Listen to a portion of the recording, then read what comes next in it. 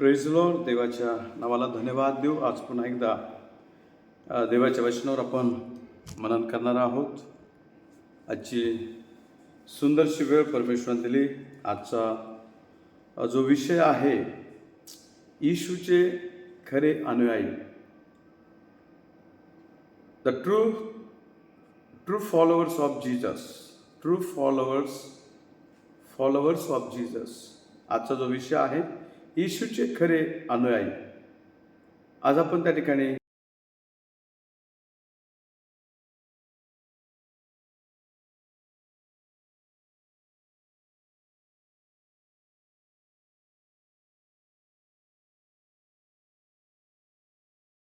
वचनाकडे जाऊया.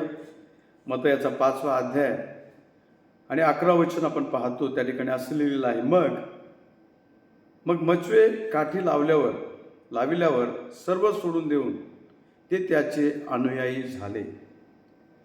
मग मचवे काठी लावल्यावर सर्व सोडून देऊन ते त्याचे अनुयायी झाले. आज आपण या ठिकाणी पाहतो अनुयायी हा शब्द या ठिकाणी आपण पाहतो. त्या ठिकाणी मचवे पण हा शब्द आलेला आहे. येशूचे खरे अनुयायी, आज त्यांचे जे काही जीवन आहे या ठिकाणी आपण या वचनातून पाहतो. मग मचवे किनाऱ्याला लावल्यावर सर्व सोडून देऊन ते त्याचे अनुयायी झाले. आज आपण पाहतो या ठिकाणी मचवे किनाऱ्याला लावल्यावर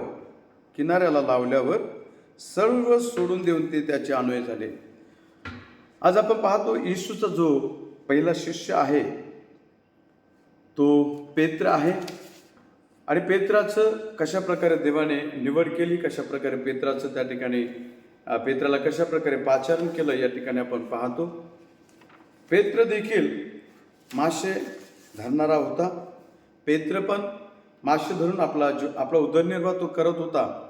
परंतु ज्यावेळेस येशू ख्रिस्ताने त्याला पाचारण केलं, वचनामध्ये सांगितलं की त्यानं आपलं सर्व सोडलं. त्याने मचवा सोडला, त्याने मासे सोडले, त्याने आपलं जुनं जीवन सोडलं आणि तो येशूच्या मागं चालू लागला. तो फॉलोवर्स म्हणजे तो येशूचा अनुयायी, येशूचा शिष्य त्या ठिकाणी झाला. आणि मग आम्ही पाहतो की जो येशूचा शिष्य जो पाहतो, जो येशूचा शिष्य आहे किंवा येशूचा अनुयायी आहे, त्याचं जीवनाविषयी काही गोष्टीवर आपण या ठिकाणी मनन करूया. कशा प्रकारे त्याचं जीवन पाहिजे. तर पहिली गोष्ट आहे की ते समर्पित असले पाहिजेत देवाच्या प्रती, आपल्या प्रभूच्या प्रती ते समर्पित असले पाहिजे. दे मस्ट बी डेडिकेटेड. जर त्यांच्या जीवनामध्ये समर्पण आहे, आम्ही पाहतो जशा प्रकारे पेत्राचं जर जीवन आम्ही पाहिलं तर पेत्र रात्रभर त्या ठिकाणी त्याने जाळं टाकलेलं आहे. लुकृत्य शुभवर्तमानाच्या 5व्या अध्यायामध्ये आपण जर गेलो तर त्या ठिकाणी आपल्याला पहिल्या शिष्याचं पाचारण या ठिकाणी पाहायला भेटते. त्या ठिकाणी असं लिहिलेलं आहे, नंतर असे झाले की लोकसमुदाय त्याच्याजवळ गर्दी करून देवाचे वचन ऐकत असता तो गणेशरथ सरोवराच्या किनाऱ्याशी उभा होता.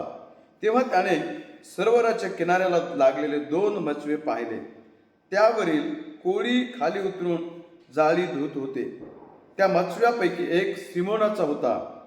त्यावर चढून तो किनाऱ्यापासून थोडासा लोटावा म्हणून त्याने त्याला सांगितले. मग तो मचव्यात बसून समुदायास शिक्षण देऊ लागला. आपले बोलणे संपविल्यावर त्याने सिमोनाला म्हटले, खोल पाण्यात हाकार, मग मासे धरण्यासाठी तुम्ही आपली जाळी खाली सोडा. सिमोनाने त्याला उत्तर दिले, गुरुजी, आम्ही सारी रात्र कष्ट करून काही धरले नाही, तरी आपल्या सांगण्यावरून मी जाळी सोडतो. गुरुजी, आम्ही सारी रात्र कष्ट करून काही धरले नाही, परंतु आपल्या सांगण्यावरून मी जाळी सोडतो. या ठिकाणी मी पाहतो की ऐकणं आणि त्यानुसार आचरण करणं. सिमोन म्हणजे पेत्राने येशूचं ऐकलं, त्याला दुजोरा त्याने दिला, प्रत्युत्तर दिलं की गुरुजी, रात्रभर आम्ही कष्ट केलं परंतु काही धरू शकलो नाही, परंतु तुम्ही सांगता म्हणून मी जाळी सोडतो. आणि ज्यावेळेस तो जाळी सोडतो, ज्यावेळेस तो आपली जाळी सोडतो त्या ठिकाणी मग पाहतो की तो त्या ठिकाणी म्हणतो, मग त्याने तसे केल्यावर माशाचा मोठा घोळका जाळ्यात सापडला आणि त्यांची जाळी फाटू लागली. पहा, ज्यावेळेस येशूचा आपण ऐकतो, आशीर्वाद आपल्याकडे आहे, आशीर्वाद आपल्या जीवनात येतात. कारण येशूच्या शब्दामध्ये सामर्थ्य आहे. येशूने सांगितलं की तुम्ही जाळी सोडा, आणि त्या ठिकाणी येशूच्या सांगितल्यामुळे त्यांनी जाळं सोडलं आणि मोठा माशाचा घोळका त्या ठिकाणी आला. आणि हा माशाचा घोळका पाहून आम्ही पाहतो, पेत्र त्या ठिकाणी पुढं म्हणत आहे, मग त्याने तसे केल्यावर माशाचा मोठा घोळका जाळ्यात सापडला आणि त्यांची जाळी फाटू लागली. तेव्हा त्याचे जे साथीदार दुसऱ्या मच्छीमारात होते त्यांनी येऊन आपल्याला सहाय्य करावे म्हणून त्यांनी त्यास खुणावले. मग त्या आल्यावर दोन्ही मच्छी इतके भरले की ते बुडू लागले. हे पाहून शिमोन पेत्र येशूच्या पाया पडून म्हणला, प्रभूजी, माझ्यापासून जा, कारण मी पापी मनुष्य आहे. कारण ज्या वेळेस माशाचा मोठा घोळका शिमोन पेत्राच्या जाळ्यामध्ये अडकला, त्यावेळेस शिमोन पेत्राला रिअलाइज झालं की मी पापी आहे, आणि त्याने ओळखले की हा देव आहे, हा देवाचा पुत्र आहे. तो म्हणत आहे की गुरुजी, माझ्यापासून दूर जा, कारण मी पापी मनुष्य आहे. प्रियानो, आज आम्ही पाहतो येशूने त्याला म्हटलं की आजपासून मी तुला माणसे धरणारा करेल. आजपासून तू मासे नव्हे तर तू माणसं धरणारा होशील. आणि त्या गोष्टीवर पेत्राने लक्ष लावलं आणि पेत्राने सर्व त्या ठिकाणी सोडलं. First thing is there. पहिली गोष्ट त्या ठिकाणी आहे की जे खरे येशूचे अनुयायी आहेत ते त्या ठिकाणी समर्पित असले पाहिजे. पेत्राने या ठिकाणी समर्पण केलेलं आहे. पेत्राने आपले मासे त्या ठिकाणी सोडले, आपली जहाज किंवा मचवा त्या ठिकाणी सोडला, जाळं त्या ठिकाणी सोडलं, जुना स्वभाव त्या ठिकाणी सोडला आणि तो येशूच्या मागं चालू लागला. दुसरी गोष्ट मी पाहतो, दे मस्ट बी बिलीव्हर. ते विश्वासी असले पाहिजे, ते विश्वास ठेवणारे असले पाहिजे, ते प्रभूवर अवलंबून असणारे असले पाहिजे, ते प्रभूच्या मागे चालणारे असले पाहिजे. तिसरी गोष्ट आपण पाहतो ते दे मस्ट बी होली. ते पवित्र असले पाहिजे. चौथी गोष्ट आहे ते दे मस्ट बी गिवर्स. ते देणारे असले पाहिजे. पाचवी गोष्ट आहे, सहावी गोष्ट आहे दे मस्ट बी लवर्स. ते प्रेम करणारे असले पाहिजे. सातवी गोष्ट आहे they must B prayer warriors. ते प्रार्थना योद्धा असले पाहिजे. पण आपण जे येशूचे अनुयायी आहेत त्यांचे गुणधर्म आपण या ठिकाणी पाहत आहोत. पेत्राच्यामध्ये ते गुणधर्म आम्हाला पाहायला भेटतात. आठवी गोष्ट आहे they must B they must have fear of God. त्यांच्यामध्ये देवाचं भय असलं पाहिजे. ते देवाचं भय धरणारे असले पाहिजे. नववी गोष्ट आहे दे मस्ट बी काइंडनेस. ते दया करणारे असले पाहिजे. आणि 10वी गोष्ट आहे they must be mercy hope. They must have be mercy hope and लव.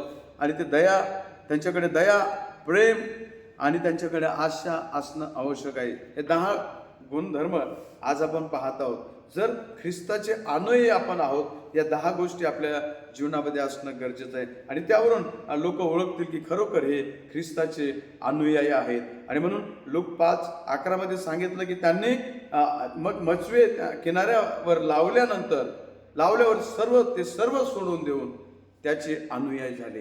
म्हणजे ज्यावेळेस आम्हाला ख्रिस्ताचे म्हणजे येशूचे अनुयायी ज्यावेळेस आम्हाला व्हायचं आहे, सॅक्रिफाईस आम्हाला करणं गरजेचं आहे. ह्या सर्व गोष्टींचं त्या ठिकाणी सर्व गोष्टी सोडून एक नवीन जीवन जगणं आमच्यासाठी, प्रभूच्या वचनाच्या अनुसार जीवन जगणं आमच्यासाठी महत्त्वाचं आहे. आणि म्हणून पेत्राने तेच केलं. पेत्राने माशाकडे पाहिलं नाही, पेत्राने त्या मच्छीकडे पाहिलं नाही, पेत्राने त्या जाळ्याकडे पाहिलं नाही, परंतु पेत्राने त्या प्रभूकडे पाहिलं आणि त्याला रिअलाइज झालं की प्रभू, मी पापी आहे, तुम्ही माझ्यापासून दूर व्हा.